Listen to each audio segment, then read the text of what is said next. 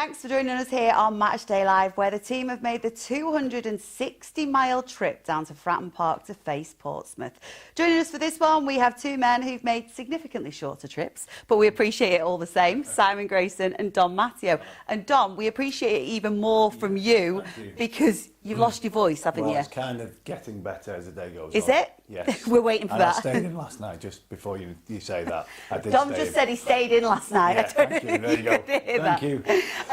Oh, bless you, Dom. We'll look after you. Thank you. Are you looking forward to this one today, Yes, Simon? look, we all know what happened with the results yesterday. Portsmouth, a decent team, doing really well, knowing what we need to do. And all you can need to do is concentrate on what you can affect. We couldn't affect what happened yesterday with the other results, but it's another game where Daniel and the team will be excited about and think they can go and get another real positive result. How does that affect preparation, though? Or does it not? You know, when you see yesterday's results, does it affect it at all?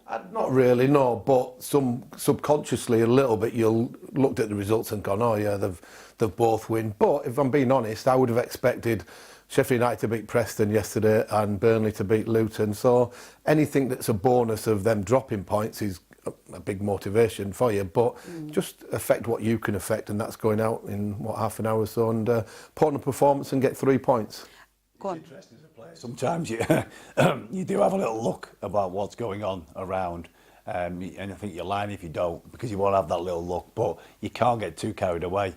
I mean, I remember being involved in games where people are looking about who you're going to get and play next, and sometimes it's not the result you want or the game you want, but you just got to crack on. That's what you got to do as a player. Yeah, you can't allow it to affect you. Like you said, Simon, you've got to go out there and do your thing and focus on your game. But also, you know, it's really important to focus on, from a Leeds United perspective, a 17-game unbeaten run for the first time since 1974.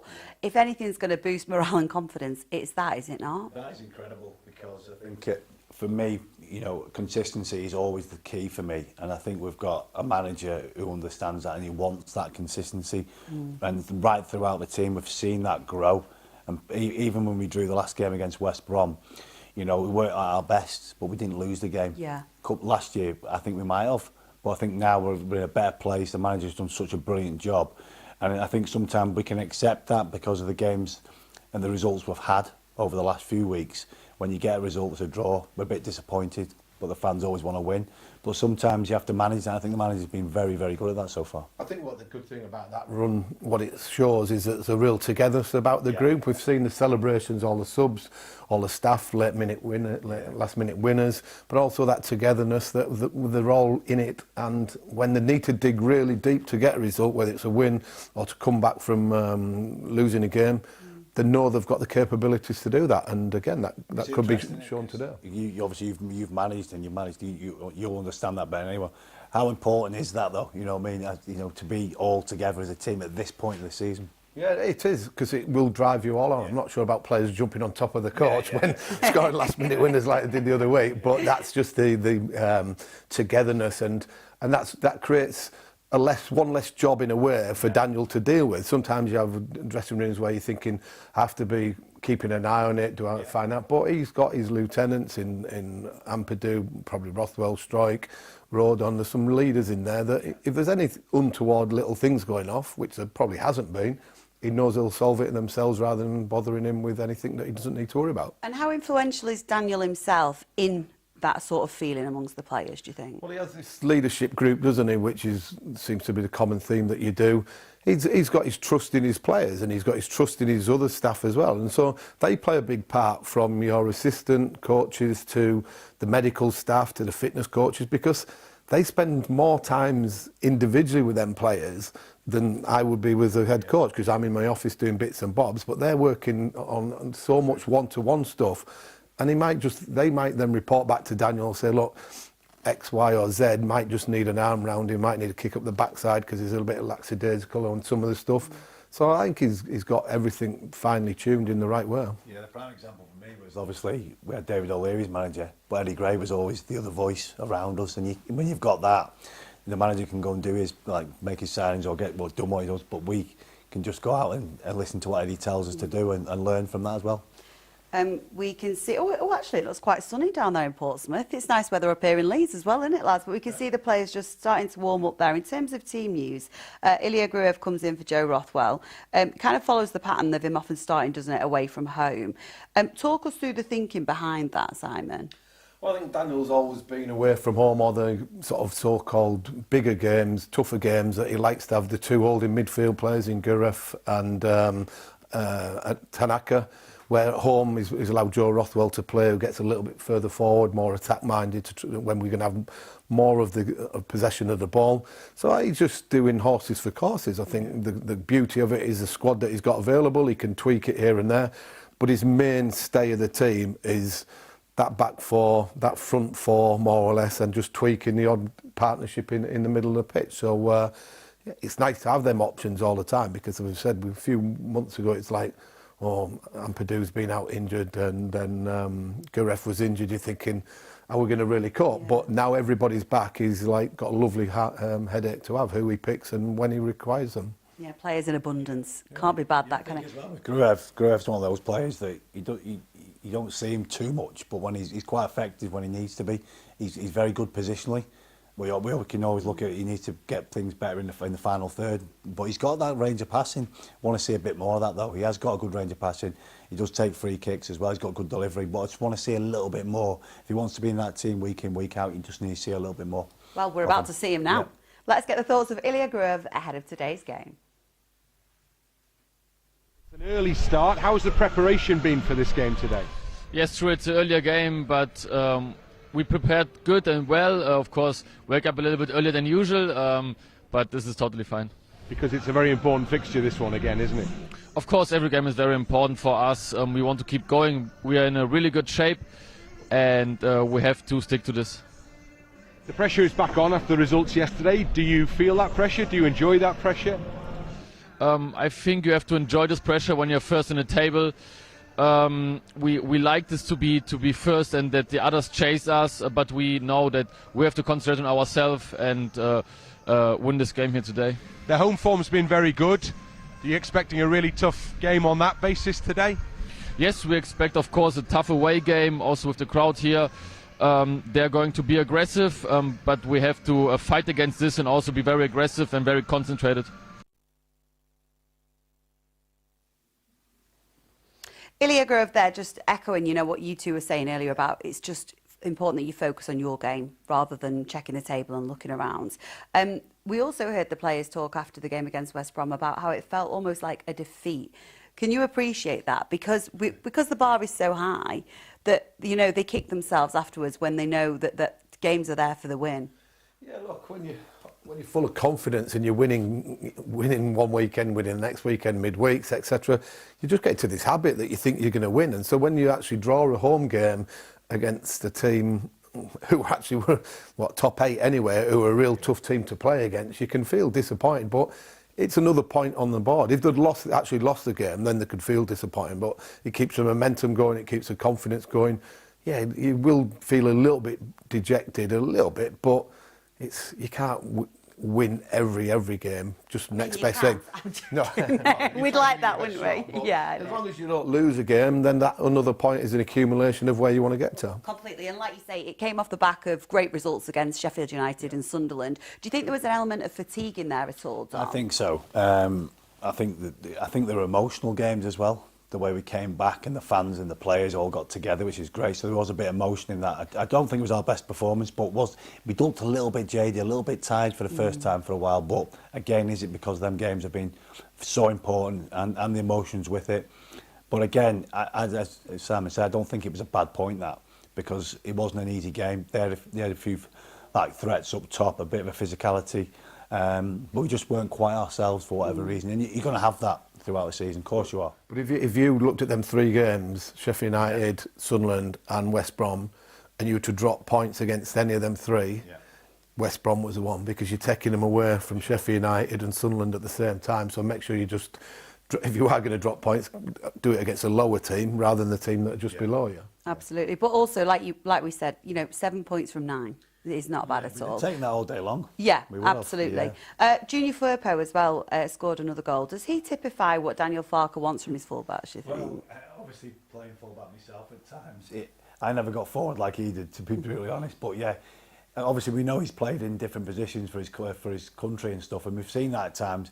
He gets in the box, he makes some great runs into that box, and when he gets in there, he's heading them as well, and his game's got better and better. And I think we've all questioned his defensive qualities, but as we see there, it's a great header. He's the one wanting to get on the end of that. And I think defensively he has improved massively. But there again, he's in like a midfield position. It's like Daniel wants his fullbacks, as we all know, to get forward all the time. But you don't expect him to be in a centre forward. You'd expect that to be Joe Pirro to be scoring a header, really. But it's your left back. Well, that's the confidence he's got by the assists and the goals that he's had. And again, he's been a major positive in the last 4 or 5 months of this season. Yeah, I mean, we can see the West Brom goal here, but let's talk about our goal scorers. Because part of the beauty of this team is actually what you've just said. You know, goals are coming from all over the pitch, aren't they? Yeah, and assists as well, like Bogle as well, at full-back, he's pushing on and getting goals and assists. The two key players are obviously Manu Solomon and Dan James. Their numbers are through the roof, to be fair. We're looking at this goal here, we'll obviously deal with it a little bit better next time, but yeah, I think that everybody just feels so confident. And the big difference, probably more so for last year, that everybody's chipping in with them and getting different goals from different areas of the pitch, where I think last year we were quite reliant on Somerville, Ruter as well, where now it's just, well, if he's missed a chance, Aronson, whoever, then everybody else is ready to be up in there and take responsibility as well. So there's just that feel-good factor, and everybody wants to be part of it. And believe me, well, I was going to say, we didn't score too many goals, but it's the best feeling in the world to score a goal. And I don't know why I said that, because we don't really score us though. No, but when you, like you say, when you get the opportunity, you know, as a defensive player, it must be a great feeling. So Junior Firpo must be... Yeah, of course, he's absolutely buzzing, isn't he? Because you can see that he wants to get in the box and make things happen. But he's given that freedom to do that, especially at home as well. But when he gets in there, I tell you what, he's got a leap on him and he's banging things in. I like that. I like the way he attacks that, because not many players attack balls like that anymore. It's quite an old school header, that. But wow, what a great header it was. Indeed. Right, let's head back over to Fratton Park and catch up with our commentary team today, Bryn Law and Andy Cousins. Well, it's a beautiful morning down here on the south coast. A little chilly inside the stadium in the shade, but we're looking forward to a red-hot game. Big pressure match again for Leeds United, still at the top of the table, but the gap closed up with the games yesterday. Team news first, one change to discuss. We've made a squad change as well. Andy Cousins in for Tony Dorigo. Andy, that one change to talk about. Yeah, absolutely, but he likes that away from home. We've got Gruev coming in for Rothwell, which, you know, away from home has worked. You know, we know it works, so, you know, you can't blame the manager for trying it again. We know Rothwell gives us a little bit further forward, but, you know, they're a decent team at home at Portsmouth, so we've got to, you know, have that battle to start with, and then we can open up as the game goes by, and he might then bring Rothwell on to exploit them little areas, you know, a bit further down in the game. Are you anticipating that battle early on? Is that what the expectation is here? I think Portsmouth might sit back a little bit. I don't think they'll come at us, because we know if any team comes at us, then, you know, we can open them up really, really easily. So I think it's going to be a bit of a battle to start with. I think we'll have a lot of the ball like normal. We've just got to make, you know, that possession into attacking, you know, chances, and we take them. You know, we've got the goal power in, you know, up top. So let's.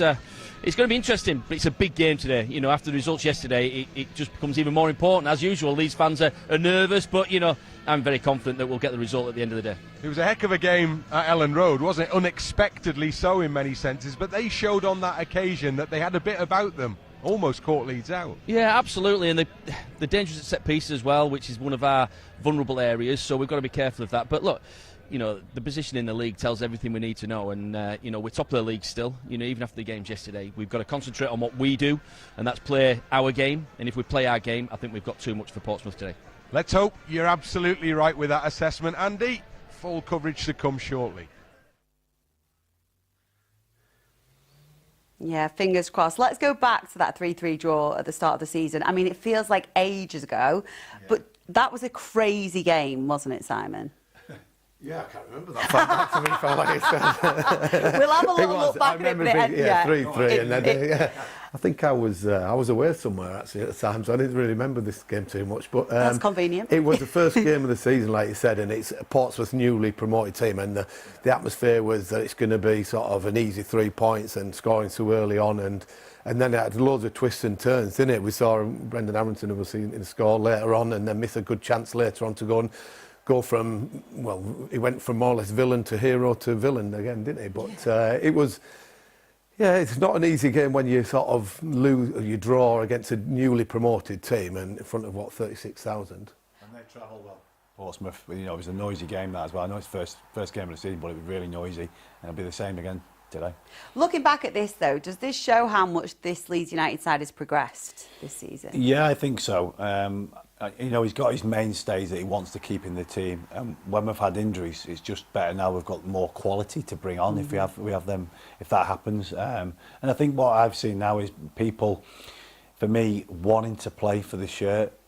You know, at Leeds United, I know that's a given anyway, but I feel like it's coming more now back into our club, wanting to play for the shirt, wanting to be out there, wanting to be performing, want to get into the team. And I think for a while we haven't had that, but I think since Daniel's been here, he wants all that. He wants everyone to be on the same page. I think that's so important for us as a club as well, growing as a club, is that I want us to be so consistent week in, week out, and we have been. We've just got to maintain this now right to the end of this season, because there's a bigger picture and all that. But I just think, you know, Simon will know better than me, I just feel like when you've got a group of lads who are pushing for the same thing and the same goals, it's massive. That so is. I think as well, what this performance did, it sort of set us up for the season that never know when we're beaten. Yeah. So like Portsmouth there scored in the 90th minute to go 3-2 up, which would have been a catastrophe of a result to sort of lose at home first game.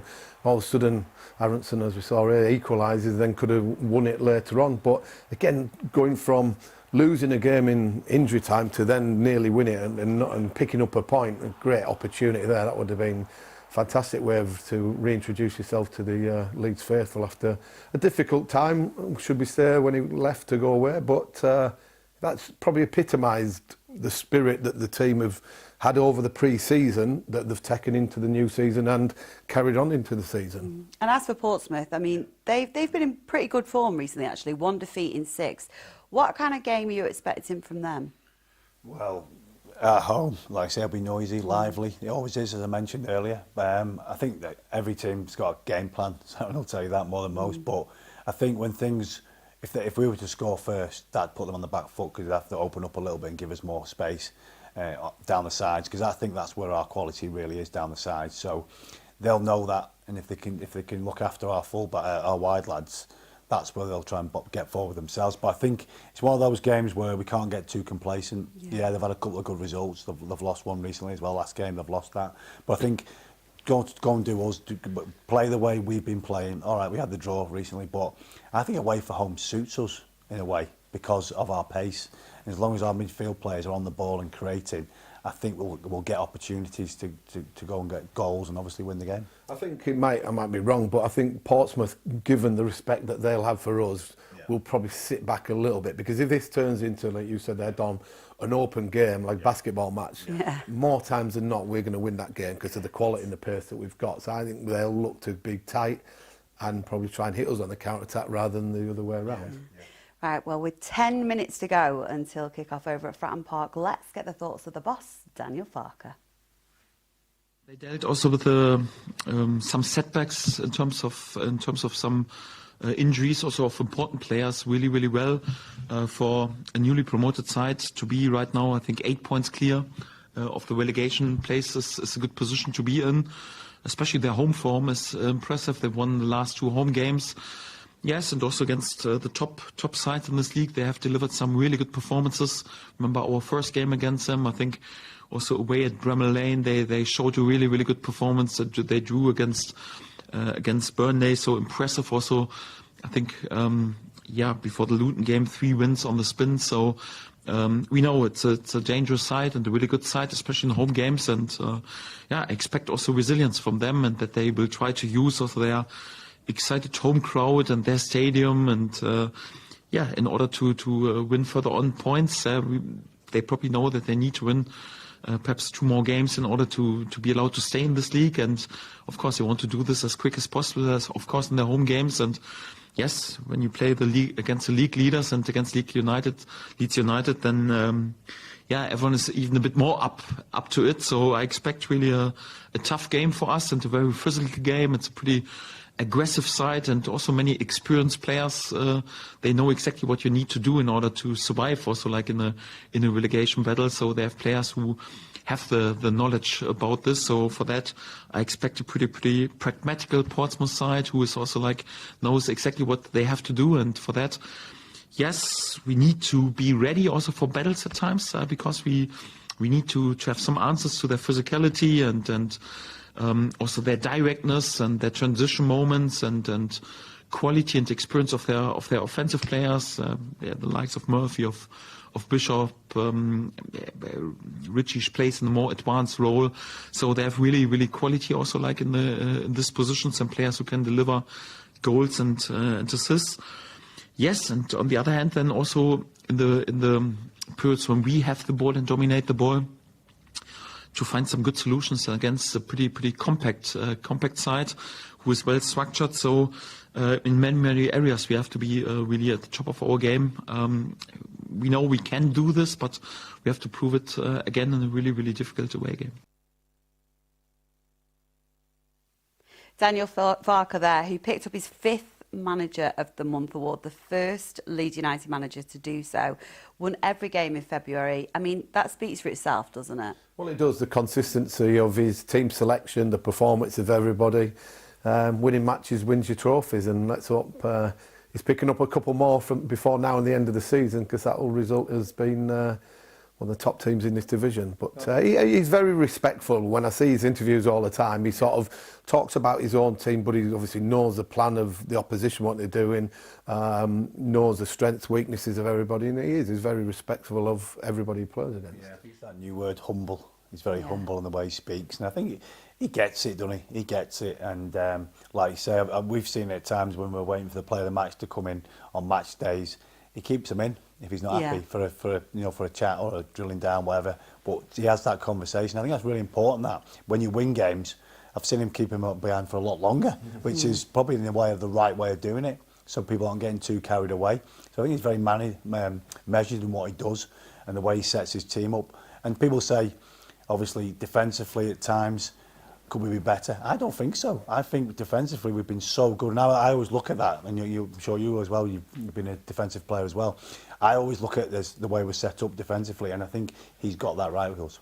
Well, very quickly, it's fair to say that Manor Solomon has found his form in recent months, and he told LUTV just how excited the team are to get the job done.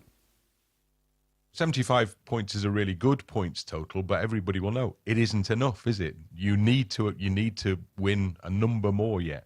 Yeah, it's not enough. We know we are super happy with where we are right now. We are top of the table, 5 points clear from the third spot, but it's not enough. We know it. We need to win many more games. We need to achieve many more points. So as I said, it's not going to be easy, but we believe in ourselves that we can get the job done. So as I said, there's a lot of work to be done, and we're looking forward to do it.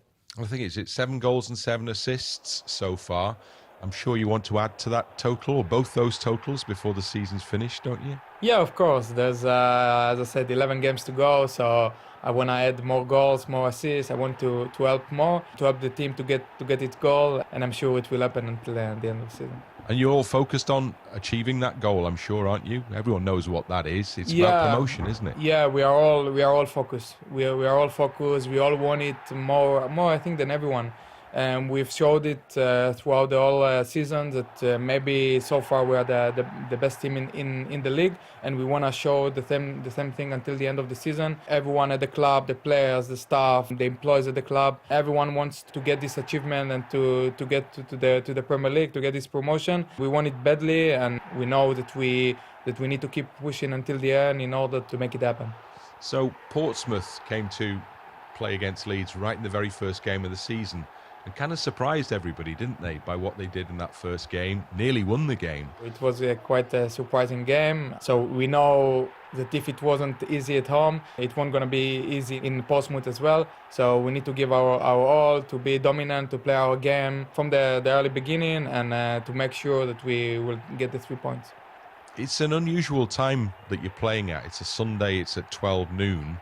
How does that impact in terms of preparation for the game? Does it change everything, or does everything stay the same?